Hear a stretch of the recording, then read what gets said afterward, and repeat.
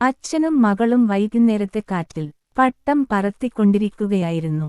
അച്ഛൻ മകളോട് സ്നേഹത്തോടെ ചോദിച്ചു. മോളെ, ഒരു ചോദ്യം. പട്ടം പറത്തുമ്പോൾ നൂലിന്റെ ജോലി എന്താണ്? മകൾ ഒരു നിമിഷം പോലും ആലോചിക്കാതെ പറഞ്ഞു. നൂലാണ് അച്ഛ, പട്ടത്തെ സ്വതന്ത്രമായി പറക്കാൻ അനുവദിക്കാതെ വലിച്ചു പിടിച്ചു നിർത്തുന്നത്. അച്ഛൻ പുഞ്ചിരിച്ചുകൊണ്ട് പറഞ്ഞു. അല്ല മോളെ, നൂലാണ് ആ പട്ടത്തിന് ലക്ഷ്യം തെറ്റാതെ ഉയരങ്ങളിലേക്ക് പറക്കാൻ അവസരം ഒരുക്കിക്കൊടുക്കുന്നത്.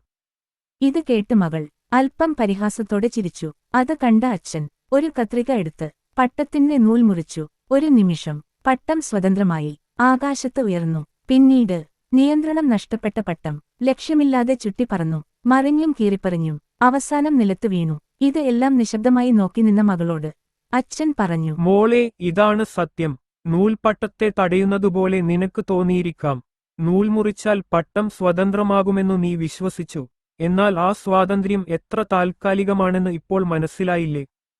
നീ ഒരു പട്ടമാണെങ്കിൽ നിനക്ക് ദിശയും സംരക്ഷണവും നൽകുന്ന നൂലാണ് ഈ അച്ഛൻ.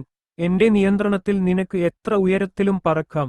സ്വതന്ത്രമായി പറക്കാമെന്ന വ്യാമോഹത്തിൽ എന്നെ ഒരിക്കലും നീ അറുത്തുവിടരുത്.